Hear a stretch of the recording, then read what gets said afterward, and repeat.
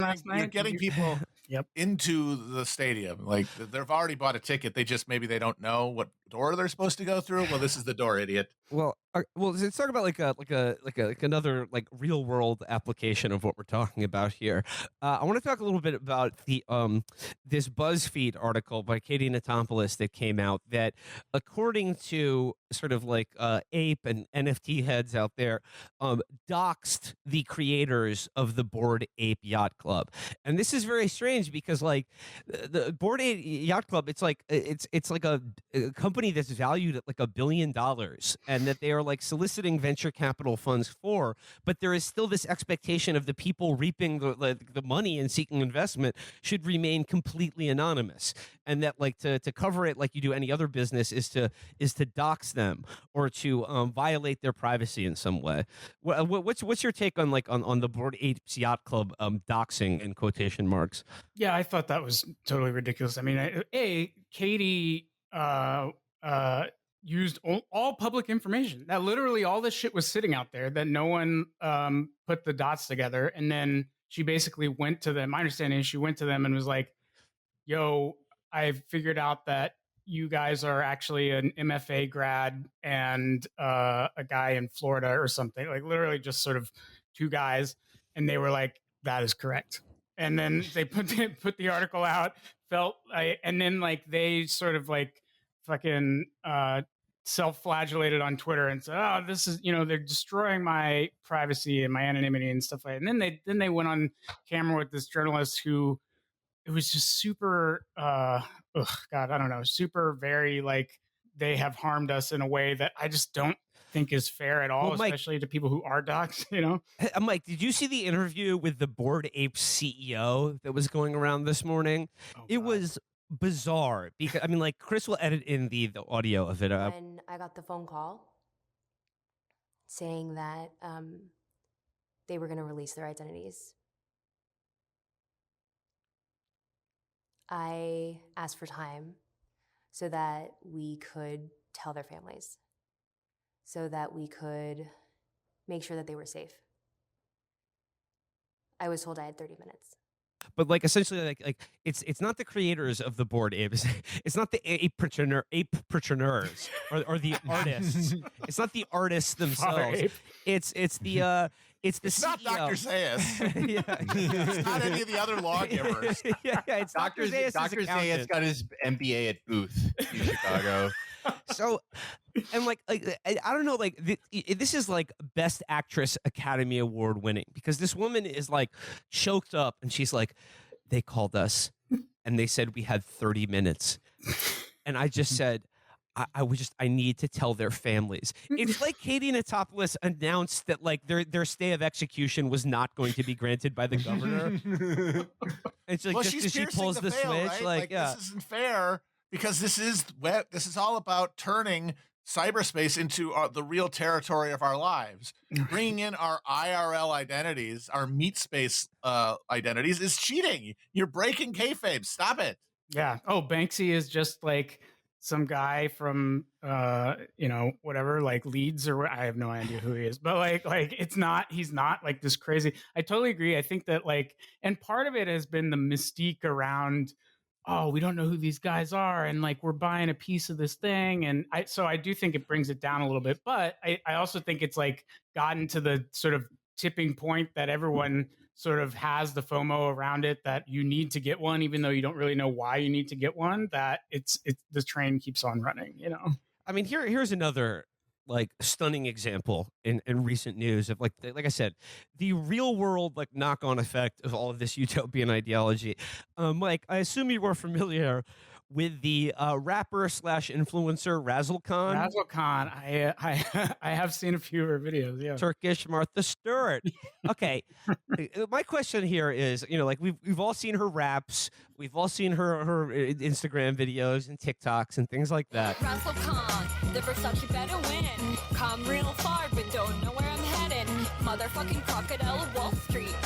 Silver on my fingers and boots on my feet. my question here is, how is it possible without like if crypto didn't exist, how, like would these two people have been responsible for what is in effect probably the largest theft in human history of $3.6 billion in crypto, which is like 0.5% of all the or more of all the crypto that exists, period. Remember the good old days where you just needed like a ski mask and like a 45? No, I think I think it's funny how, so we don't know if they were the thieves or if they were just the completely inept money launderers in this entire scheme. But like, I do think that things like crypto, I mean, it's literally, you can see giant fucking mountains of Bitcoins go out the window because someone left a wallet address on a public server or something like Someone left an ape out in the rain. Right. No, I mean, just like in the coverage of it, it's that they were. I mean, like it's unclear whether I don't think that they stole it, but they were the recipients of all of the Bitcoin stolen in a 2016 hack of the Hong Kong crypto exchange called Bitfinex. And that like they were in their possession of like $3.6 billion of this stolen Bitcoin that they were attempting to launder through basically washing it through like converting it into gold, into NFTs, into Walmart gift cards, and according to the other goods that wouldn't give away the alleged source of their mysterious livelihood. But it was just like, in the meat space, in the good old days, like to be in the position where you would be in receipt of $3.6 billion in stolen money and then be put in charge of laundering those funds. Like how were these two the people that were like the point men for what, like I said, the biggest theft in human history? I think that's why the story is so good, because you're going to like, also I can't think of another like real big criminal who left such an amazing digital footprint in like just on every level, how all of his tweets are out there, all of her sort of like whatever you want to call it was out there. And so if they weren't the ones, one theory actually that I did hear is like, if there was a hacker who had this huge heist, saw all this heat on him, got this long before this was worth billions, and it was more in the like thousands, then swelling up to millions, then now it's like billions, the FBI and everyone is on your tail. Maybe the hacker's like, fuck this shit, I can't touch it, because as soon as it goes out of the wallet, everyone's going to be following it. So maybe I need to give it to these people to launder and then somehow like sneak out the back door with it. But how they found, if that's the case, how they found them, it's just, I mean, the pro crypto argument, or the argument you'll hear from someone at like Andreessen Horowitz, is they would not have been able to catch these people as easily if we weren't able to track them through this sort of digital breadcrumb trail, which I don't know, I guess is not like completely dismissible, but I think they also were very bad compared to some of the other ways that people tend to launder money out there, because it happens very frequently. This is another shining example of how this is going to suck, man. Like, they're trying to tell you it'll be fine, but the actual experience of it is going to suck. Right now, yeah, these people just pulled off the biggest heist in history. In good old meat space, to pull off like a robbery of that kind, you had to have been like a one-eyed art theft thief called like the snow leopard or something. Like you fucking like live in a jade yacht that like permanently cruised the Mediterranean, and you got like 16 passports. And now it's you need to have a whole team influencers. These two dinguses doing like fucking like TikToks where they're like trying the new like soy riso at Chipotle. Yeah. I was gonna say, you said who left a footprint like this, and the last thief who had such a big previous footprint per such an incredibly large heist was this guy Lee Murray, who was an MMA fighter who was rumored to have knocked out Tito Ortiz, then a UFC champion, in a street fight. And the way that you know it actually happened is Tito says, first of all, he didn't knock me out. Second of all, I only did badly because I was wearing dress shoes. But Lee Murray was like, he's like a very Guy Ritchie figure, very dark, fucked up, crazy life. Had to stop fighting because he got stabbed so many times. One of his lungs collapsed from blood loss. Jesus. And he pulled off this incredible heist on Securitas in I think like 2005, and he got something like 53 million pounds, which I think back then was the 110 million dollars. But that is not even 5% of, I think these people are patsies. I think they're dupes. I think like someone was like, hey, hold on to these wallets for us. Yeah. Like they don't. Yo, I love your raps. Take this for me. Yeah. But there's no Lee Murrays in the story. There's just some guys who are great at computers and these dopes. I would watch a movie on Lee Murray. I feel like thinking about how. No, I mean, that's everyone would. But people keep buying the rights and the movie never gets fucking made. Oh, that sucks. I want to write the Lee Murray movie. It's never going to get fucking made.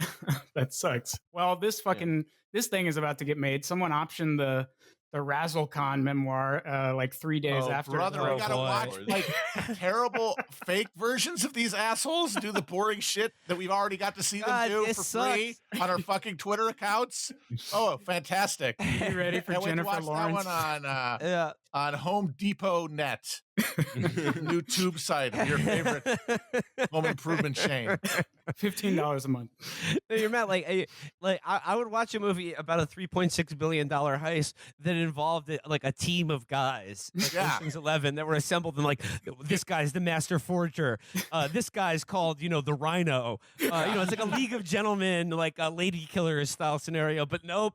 It's a boring movie. He's boring. Otherwise, I would take like a Goodfellas style thing, like Lufthansa based, where as long as Razzle-Con ends up hanging in a fucking meat locker at the end. Dun, dun, dun, dun, dun, dun, dun. Come on, put in that Layla's theme, Chris. One day you're eating sweet green with charbroiled chicken breast. The next you're having one of Panera's salad bowl creations.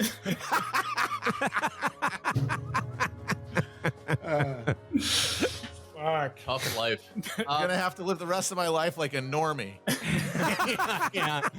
As long as I can remember, I wanted to be based.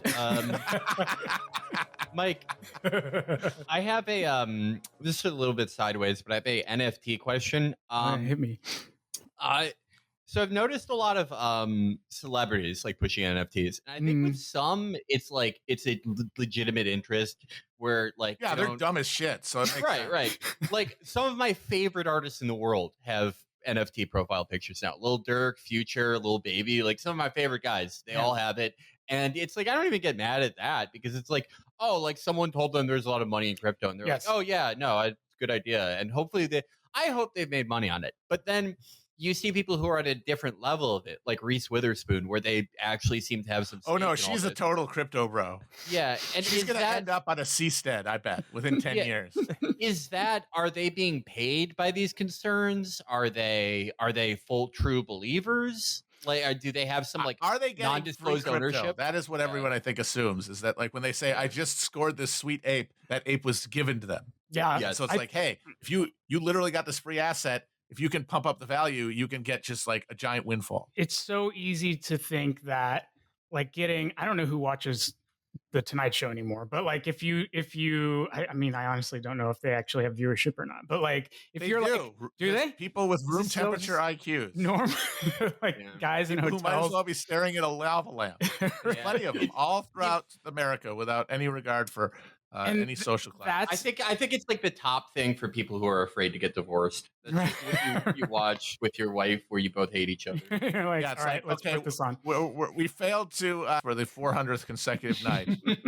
Instead of thinking about that separately, we'll just silently watch Fallon have a fit talking to Ariana Grande. Or like playing foosball with her. I guess that's the thing, is that they literally just Like Is it's that a not bit? even a talk show anymore. It's just like a sleepover or something. No, but Mike, your point, like, it's like the Paris Hilton appearance on Fallon, Yes. where they shared their apes. They swapped apes. They That's swapped apes, what- and like it was so odd because like the audience was like laughing because you're juiced. They knew that they like if you're sitting in that audience at like the NBC studios, like you feel like it's incumbent upon you to react. But it's clear when you watch that clip, it's like people like they don't really know what they're responding to, Right. But they're going along with it, like we've all been talking about. It's here, you know, like you don't have to question it. Like we all accept this now. This That's is your mine. ape. Are we debuting It's it? really cool. Like the hat, the shades. Now, what? But- How did you pick? Because you can pick your ape. Yes, I was going through a lot of them, and I was like, I want something that like kind of reminds me of me, but this one, it does. I think we made like another version of it where he takes the hat off and blonde hair comes out. Yeah, because you can do it now whatever you want. Animated version. We're part of the same. We're part of the same community. We're both apes. I love it. Here's my ape. This is my ape. It's yours. And even like her affect in that whole thing, I was like, you don't know how to react to it. Like, I guess she just generally has like a monotone affect in general, but like, you're just sort of like, is this a joke? Is this real? What I found out was exactly what Felix was saying, where so William Morris Endeavor, who represents all of these celebrities in Hollywood and all this stuff, they are huge. They also have a very large influencer arm and are getting into this sort of crypto influencer market. So there's absolutely agents going around town talking to their celebrity clients,